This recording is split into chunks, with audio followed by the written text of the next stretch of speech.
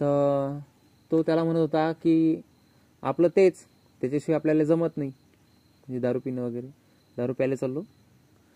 जसा हा गावात पोचते, त्या गावामधून जो माणूस त्याला भेटला होता त्या माणसाची मयत चालली.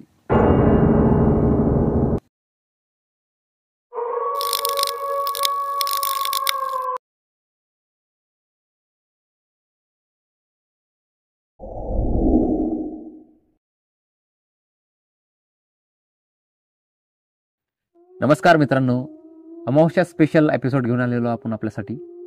मित्रांनो, हा जो कंटेंट आम्ही जेव्हा चालू केला होता तेव्हा आम्हाला बऱ्याच लोकांचा विरोध होता.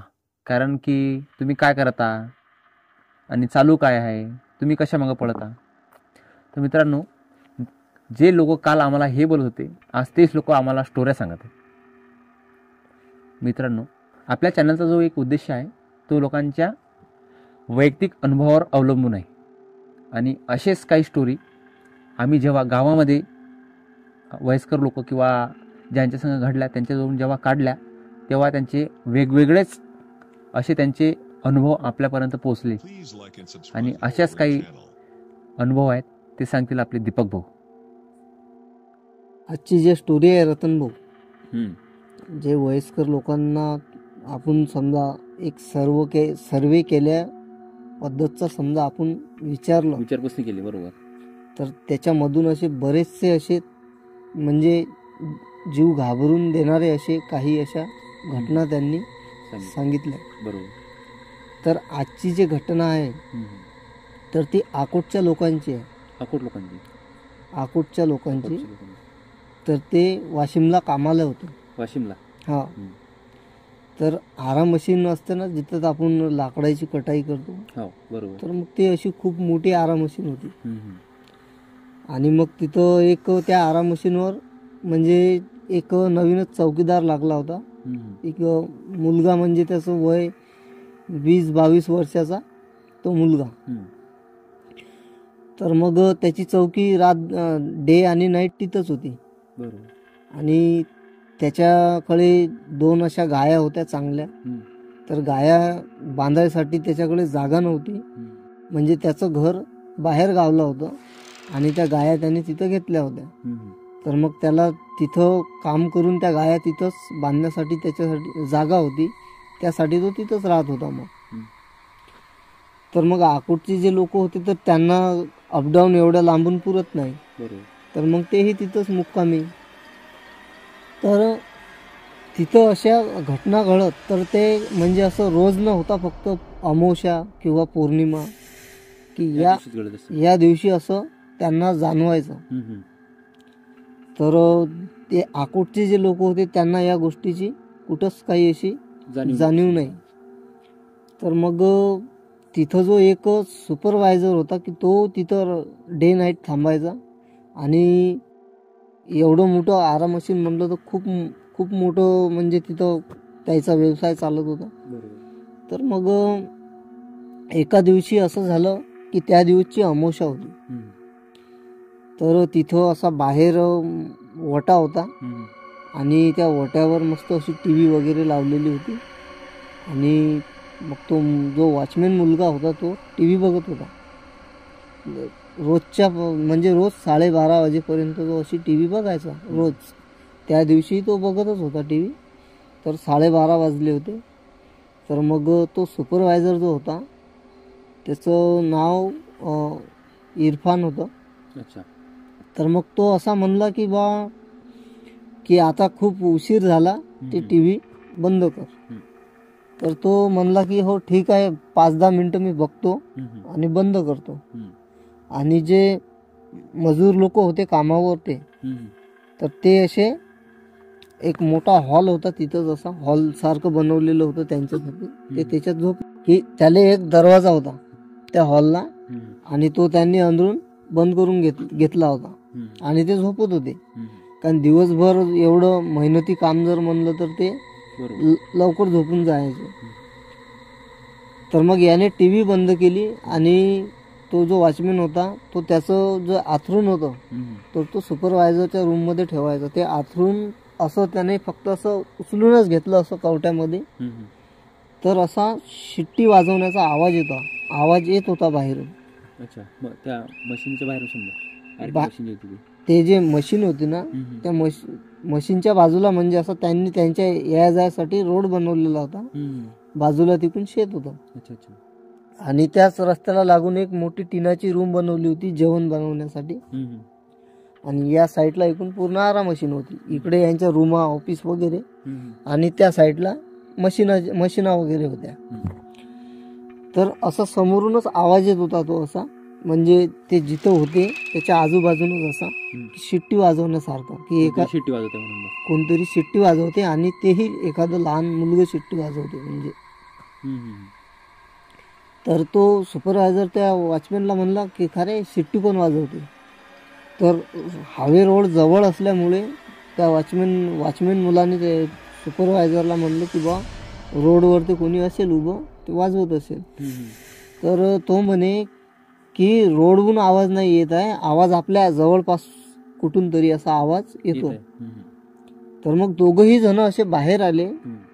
तर त्या ऑफिसच्या बाजूला असं खूप मोठं लिंबाचं झाड होतं. तर त्या लिंबाच्या झाडाच्या तितक्यातून तो आवाज येत होता. मग दोघंही असे घाबरल्यासारखे झाले की नेमका हा प्रकार काय. तर ते मोठी हिंमत करून तिथपर्यंत बघण्यासाठी गेले, पण त्यांना कोणी दिसलं नाही.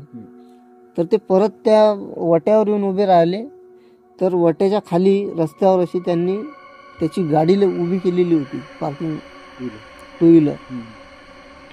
तर ती गाडी एकदम अशी 2 पलटण्या मारल्या त्या गाडीने, म्हणजे हवा नाही काही नाही, अशा एकदम अशा 2 पलटण्या मारल्या गाडीने डोळ्यासमोर, एकदम डोळ्यासमोर त्या दोघांच्या. आणि त्या दोघांनीही ते बघितलं की गाडी हवा नाही काही नाही, आणि गाडी स्टँडवर उभी केली तर या दिशेला पडणारच नाही, ते पडेल ते या दिशेला. साईड स्टँडला आपण गाडी उभी करतो तर त्या साईडला ते कधीच पडत नसते. स्टँड ज्या वेळेस तुटेल त्यावेळेसच पडणार, पण ते त्या साईडला 2 पलटण्या मारल्या त्या गाडीने. तर मग ते दोघंही एकामेकाला बघत होते, आणि त्या दोघांचा पण आवाज एकदम असा बंद झाला, आणि पुन्हा शिट्टीचा आवाज सुरू झाला. गाडी 2 वेळेस पलटी झाल्याच्या नंतर तर खूप घाबरले दोघं. तर तो जो सुपरवायझर होता तो म्हणे की तू जाय म्हणे, ते गाडी उचल. तो म्हणे मी नाही जात म्हणे खाली, तुम्हीच जा म्हणे, तुमची गाडी आहे तुम्ही उचला. तर तो म्हणे अरे तू वॉचमॅन आहेस ना, तुझं लक्ष देणं काम आहे. तर म्हणे लक्ष मी माणसावर देऊ शकतो पण भूतावर नाही देऊ शकत. दोघांमध्ये वाद झाला. तर दोघंही खाली उतरले, गाडी उभी केली, आणि गाडी उभी केली आणि पुन्हा ते त्यांच्या दरवाजापाशी आले, सुपरवायझरचे जे ऑफिस होतं तिथं.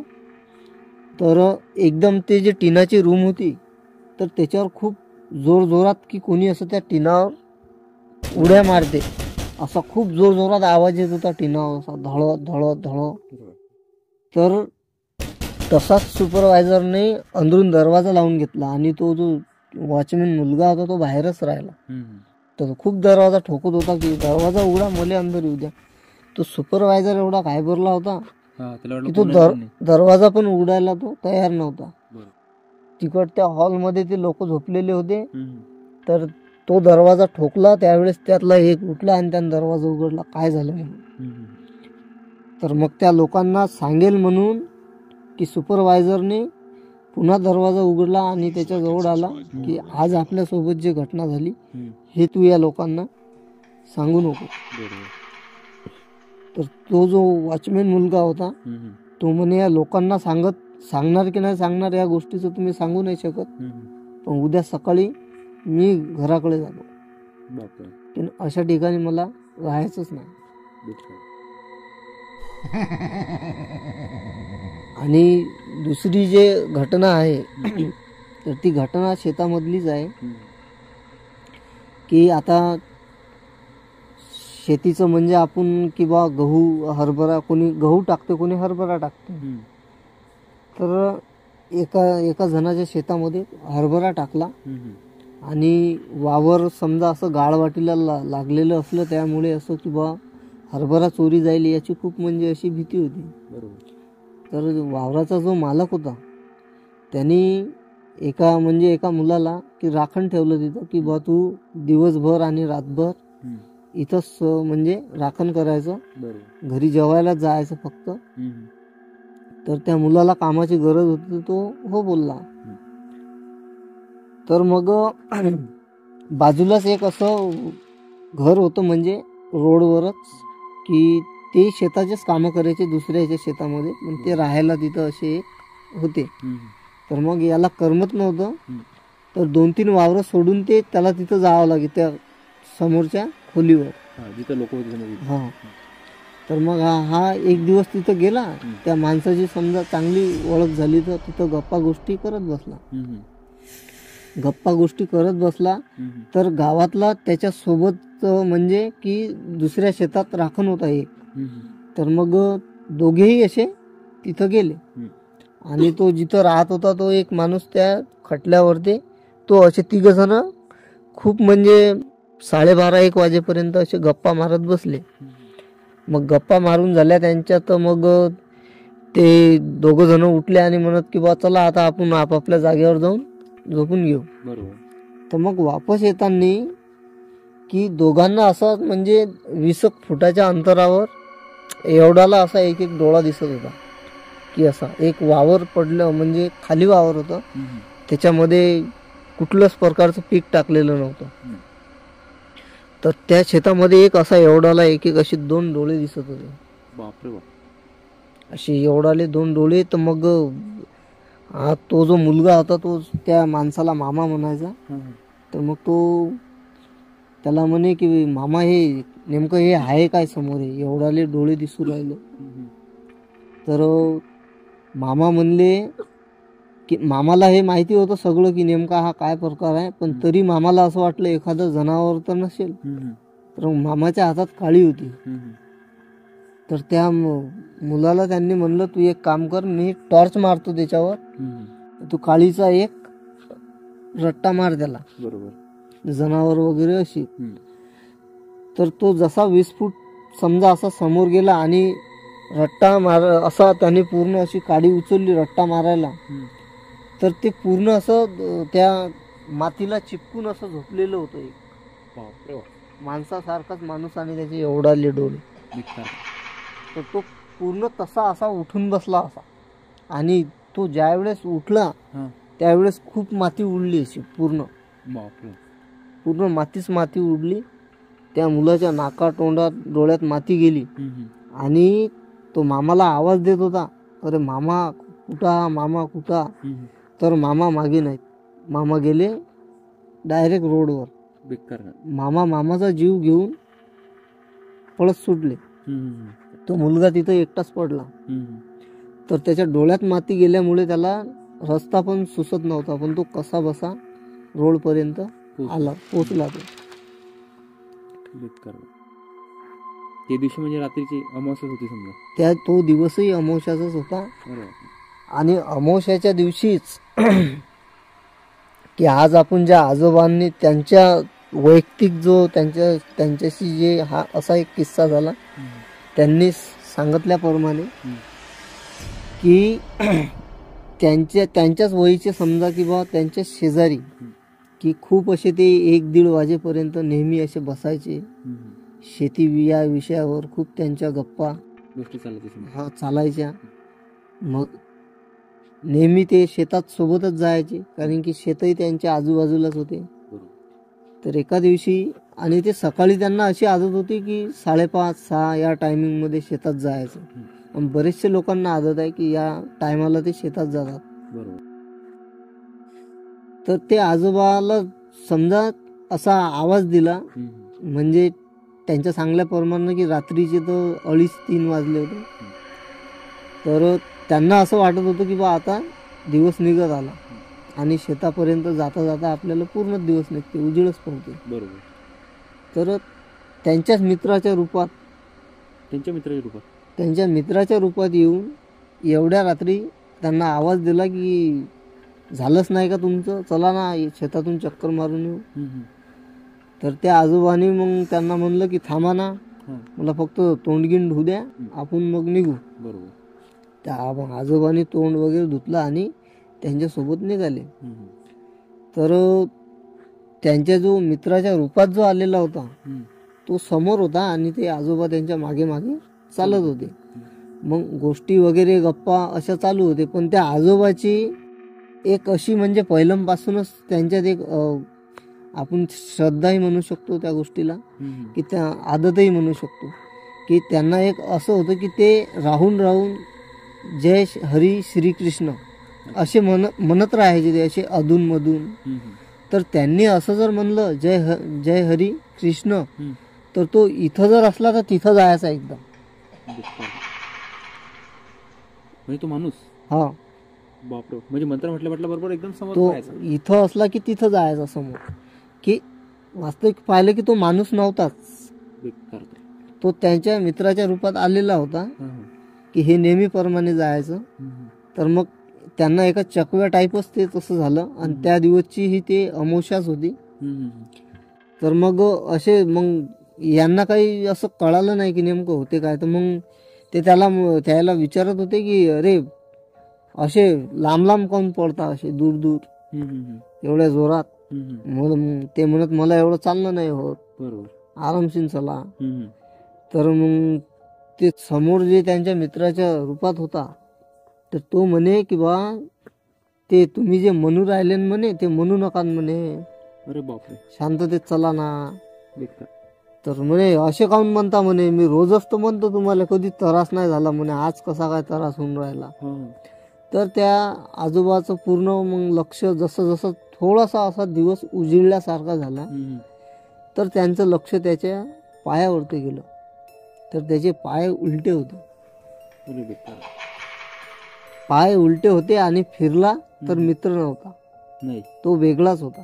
बेकार का यांच्यावर तो वगैरे काही असं अंगावर चढला नाही का? नाही, कारण की मग ज्या वेळेस आजोबांना हे समजलं तर आजोबाने मग ते मनातल्या मनात ते म्हणणं सुरू ठेवलं लगातार की ते मंत्र म्हणल्याच्या नंतर समोर जे भूत होतं त्याला खूप त्या गोष्टीचा मग त्रास होत होता. आणि ते म्हणून असं गेलं की आज तू वाचला. ते भूत म्हणत होतं. हा, भूत म्हणत होतं आजोबाला की आज तू वाचला. तर अशी ही स्टोरी होती की सगळ्यांनी आपापले जे त्यांच्या सोबत जे अशा घटना झाल्या, किस्से झाले, ते त्यांनी त्यांचे समजा त्यांना आपण जसं आजच्या दिवसाला हा किंवा अमावस्याच्या दिवशी किंवा अशा बरेचसे अशा जागा असतात, या आपण असंही म्हणू शकतो की एखाद्या व्यक्तीच्या नावराशीवर जर असं काही उतरलं तर त्याच्याशी अशा घटना होऊ शकतात. आणि एखाद्या व्यक्तीची नावरासच एक खराब जर असली तर त्याच्या संग अशा वारंवारही होऊ शकतात. असे खूप काही जण असे बरेचसे लोक आहेत. तर त्याच्यामधलेच हे अमावस्याच्या दिवसचे जे किस्से झालेले आज आपण ते या चॅनलच्या माध्यमातून सांगितलं. बरोबर. तर मित्रांनो, ह्या ज्या स्टोरी तुम्ही ऐकल्या हे अमावस्या स्पेशल या एपिसोड म्हणूनच आपण काढलेल्या आहेत. कारण की या दिवशी काही घटना जे घडलेल्या आहेत त्यामार्फत जे आज म्हणजे लोकांसोबत या दिवशी जे घटना घडल्या ते आपण या एपिसोडमध्ये दाखवत आहे. मित्रांनो, अशीच एक गोष्ट मी आजीजवळून काढली होती. म्हणजे आमच्या गावामध्ये असे खूप सारे लोक आहेत की त्यांच्याकडे बरेच काही कहाण्यात नाही. असंच मग चालता चालता विचार मनात आला की चला एकदा एक विचारून म्हणजे कोणाला पण एक स्टोरी विचारून पाहू म्हणून. तर आमच्या गावाकडचीच एक आजी आहे ती. त्यांना जेव्हा आम्ही विचारली स्टोरी तर त्यांनी एक सांगितली की ही जी स्टोरी आहे मित्रांनो ही त्यांच्या नातासोबत घडलेली आहे. विषय असा होता त्यांचा की गावामध्ये त्यांच्या शेजारणीच एक दारूळा व्यक्ती राहत होता. त्याला खूप दारू पिण्याचं हे होतं व्यसन आणि रात्रंदिवस तो दारू प्यायचा. असंच मग त्याला लहानपणापासून तो त्याला पाहत होता घरासमोर असल्यामुळे. आणि रोज भांडणं, रोज ओरडणं, रोज म्हणजे काही ना काही त्यांचं चालूच असं. त्यांना दारूशिवाय एक दिवस राहणं जात नव्हतं. समजा तो जो त्या आजीचा नातू होता तो असाच मग मोठा होऊन समजा कामाला लागला. कामाला मग जायच्या वेळेस त्याला गाव शहरापासून दूर होत्यामुळे मग जो गावामध्ये रोड जात होता तो 2 ते 3 किलोमीटर अंतरावर होता आणि गावामध्ये दारू मिळत नव्हती मित्रांनो. तर तो व्यक्ती जो होता तो दारू पिण्यासाठी शहरामध्ये जायचा पैदल. असंच मित्रांनो मग हा उन्हाळ्याचा टाईम होता तेव्हा टाईमला. आणि आता या जो आजीचा जो नातू होता याला तो व्यक्ती रोज दिसत होता, त्याच्यामुळे एवढा त्याला लोट घेतला नव्हता त्या दिवशी. समजा असंच झालं मित्रांनो की एक दिवशी तो रात्री वापस येत होता त्या रोडनी, आणि रोडनं येता येता त्या आजीच्या नाताला तो माणूस दिसतो दारोडा, पायामध्ये चप्पलने, गुंड्या उघड्या, पूर्ण केस वितरलेले, असं की जसा भांडणं करून आला. रोडनं जात आहे. आता हा पण सायकलवर होता तेव्हा टाईमला, गाडी वगैरे तर काही नव्हती. सायकलवरून येता येता हा माणूस त्याला दिसला. पण याला असं वाटलं की बा याच्यासंग बोलू की नाही, आपण बोला आणि फालतू यांना भांडणं आपल्यासोबत चालू करा. तरी पण तो एवढं रात्र असल्यामुळे त्यांना विचारपूस केलीस की काय काका इथले रात्र झाली, कुठं फिरता तुम्ही. तर तो त्याला म्हणत होता की आपलं तेच, त्याच्याशिवाय आपल्याला जमत नाही, म्हणजे दारू पिणं वगैरे, दारू प्यायला चाललो. पण तो जास्त जो आजीचा नातू होता तो पण त्याने जास्त काही विचारपूस केली नाही आणि तिथून तो निघाला. आता मित्रांनो जसा हा गावात पोचतो त्या गावामधून त्या व्यक्तीची अर्थी निघेल असते, त्या माणसाची, त्याची मयत. आणि रस्त्यात तो त्याला पाहिजे. जसा हा गावात पोचते त्या गावामधून जो माणूस त्याला भेटला होता त्या माणसाची मयत चालली. आता हा जसा तिथं पोचते तर एका दोघांना विचारपूस करते म्हणून की बा नेमकं काय झालं म्हणून. तर तो सांगते की बाई हा तो वारला म्हणून.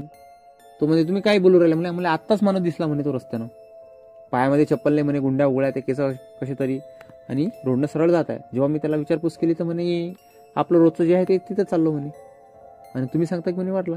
तो म्हणे माणूस शक्यच नाही म्हणे, कारण की हा माणूस म्हणे आज 6 वाजताच वारला संध्याकाळी. आणि मित्रांनो त्याची जी मयत होती ते रात्री 10 वाजता निघाली होती. जसं त्यानं हे ऐकलं आणि जसं त्यानं ते मयत पाहिली त्या माणसाची, तो 8 दिवस एवढा तापीमध्ये होता की घराच्या बाहेर सुद्धा निघाला नाही. अशी त्याची आजी आपल्याला ती स्टोरी सांगत होती. आता ही खरं का खोटी ती तर आपल्याला माहिती नाही, पण जेव्हा याचा आम्ही विचारपूस केली तर तशी त्यांनी स्टोरी आपल्यापर्यंत पोहोचवली.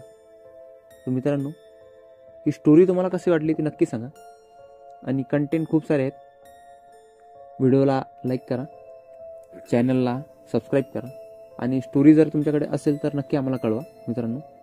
तुमच्या स्टोरी आम्ही नक्की लोकांपर्यंत पोहोचवू. तर भेटूया मित्रांनो पुढच्या भागामध्ये.